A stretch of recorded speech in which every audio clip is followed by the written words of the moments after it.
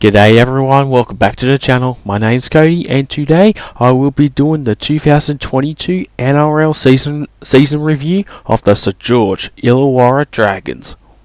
The Dragons finished in 10th place this year, playing a total of 24 games, scoring 26 points with 12 wins and 12 losses. The Dragons scored a total of 469 points for the season, while they conceded 569 points for the season, with a points differential of -100. The Dragons' home record for this year was 9 wins and 3 losses, while their away record was the opposite with 3 wins and 9 losses. And between the rounds of round 21 and 25, they managed to win 3 of their last 5 games between those rounds to end their season. The Dragons started off very well with a win over the New Zealand Warriors, winning 28-16 in round 1 at Sunshine Coast Stadium, before the Dragons would go on to lose their next 4 in a row.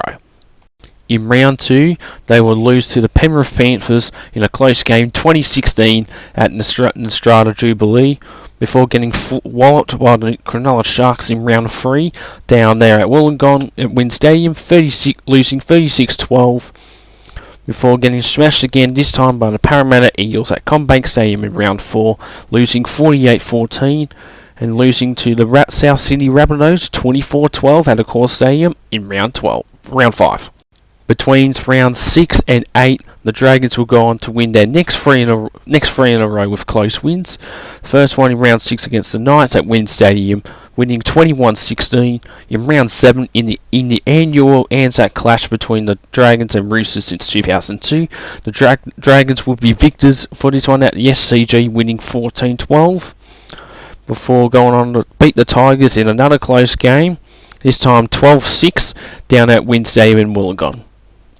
Round 9 was the loss against the Melbourne Storm. They were smashed 42-6 down there at Amy Park, before just losing to the Gold Coast Titans at Suncorp Stadium in Magic Ground, losing 20-16, before bouncing back to beat the Warriors again this time. This time 24-18. And then in round 12 against the Bulldogs at Belmore Sports Ground in a close, entertaining game, Dragons would go on to win 34-24 before having the bye in round 13. Round 14 against the Cowboys, they're up there at Queensland Country Bank Stadium.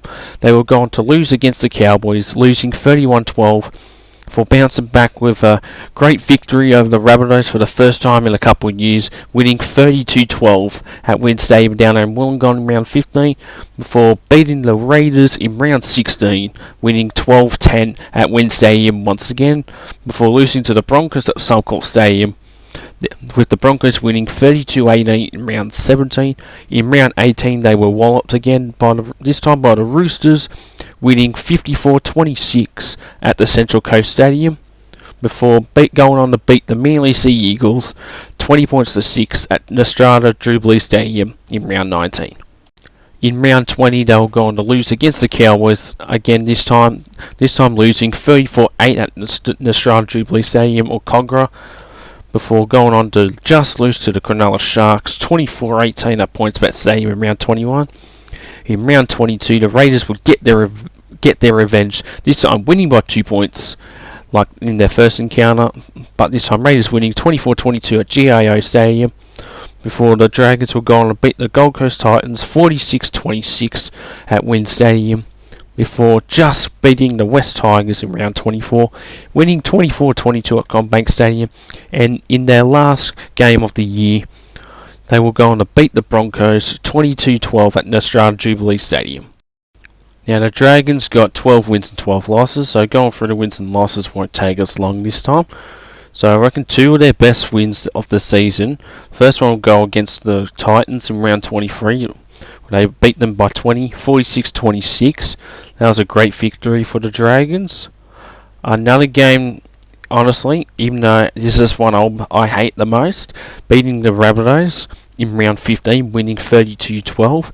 Now, this was actually a shocking result for the Bunnies in that game, as they were trailing 32-0 at half time. So the Dragons did not score at all in the second half. So I'll give them that for playing very well, but Rabbitohs playing shit in this game. So I reckon This was the Dragons' best win of the season.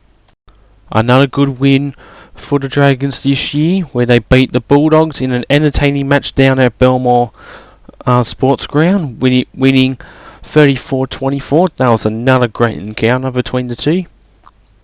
Now going through some of their losses. Browns 3 and 4.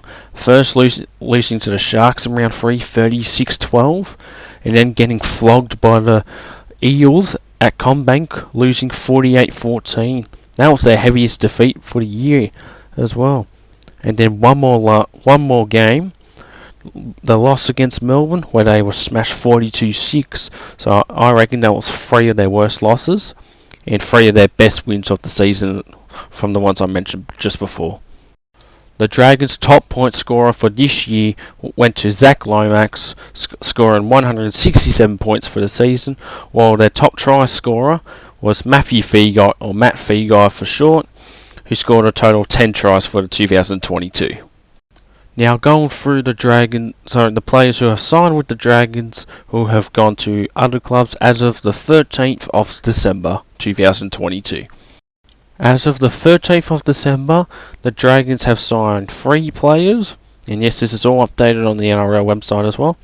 So the 3 players are Nick Louis Tosu, or Toso, don't know how, or Tuso, if that's how you pronounce it, from the Northern Pride Rugby League or something like that. Jacob Little from the West Tigers, and Zane Musgrove from the West Tigers. And the Dragons have lost 9 players from this year across both the first grade and under 20s or whatever, either due to going with other clubs or being retired. And they are all in this order.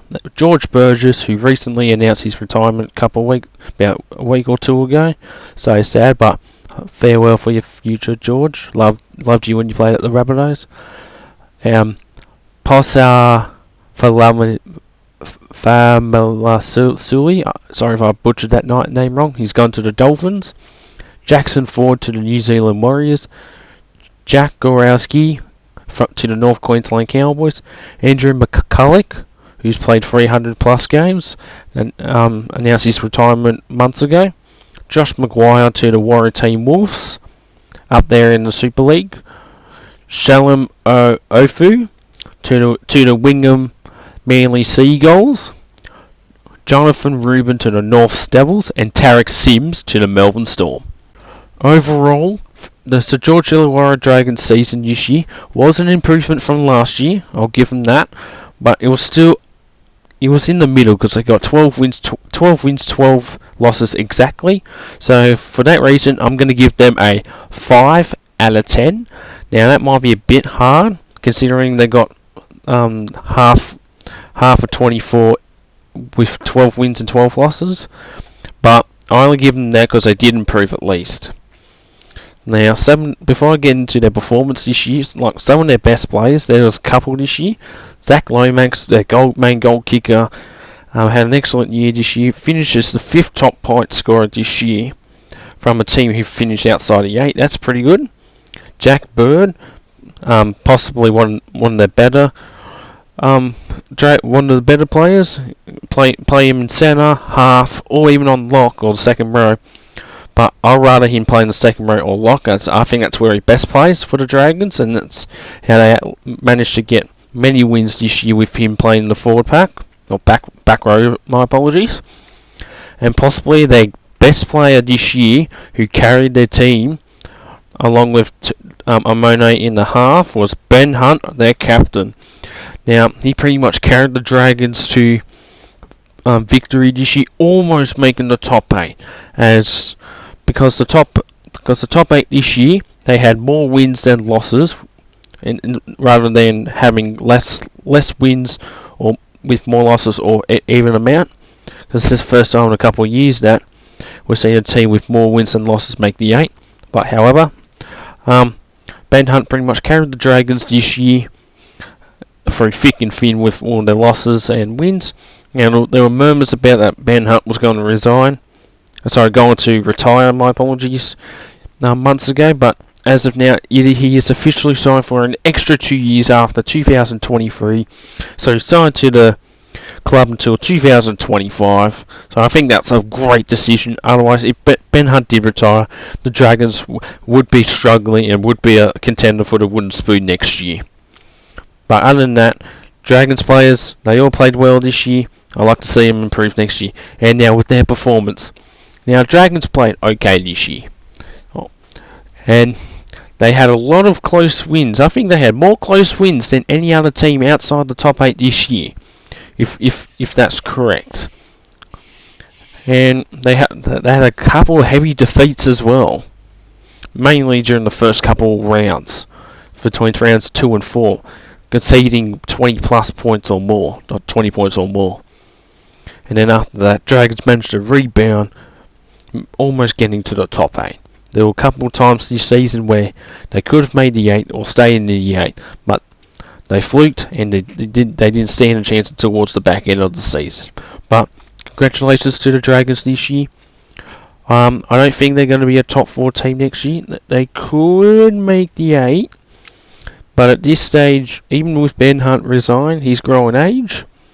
And a couple of players, key players, have left the club as well or retired. I think that's going to hurt the Dragons, especially in the forward pack.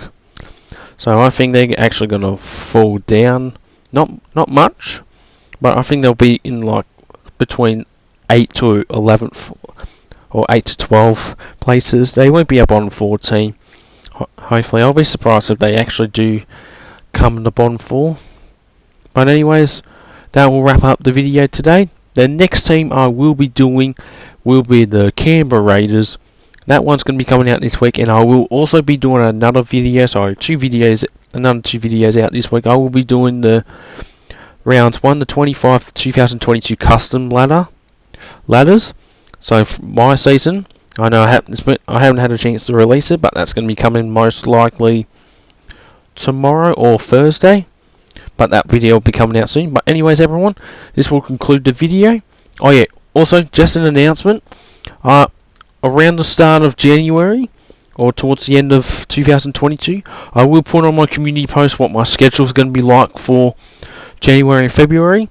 I've already got a lot of stuff coming up, and I've got some time to fill in to let you guys know what's going on, and I'll let you know what kind of content I will be doing for 2023. So keep your heads around about the 1st of December, or I think 2nd of January will most likely I'll put the community post. But in regards to that, I'll talk about that another time. But anyways, this will conclude the video. I will see each and every one of you in the next video. We're so close to 600 subscribers. I know we haven't really grown, but I'm gonna do a channel review as well towards the end of the year as well. I've got to gather how I went, and I'm hoping this was definitely a successful year. Spoilers. Yeah. Anyways, everyone, I'll see you each and every one of you in the next video. Take care.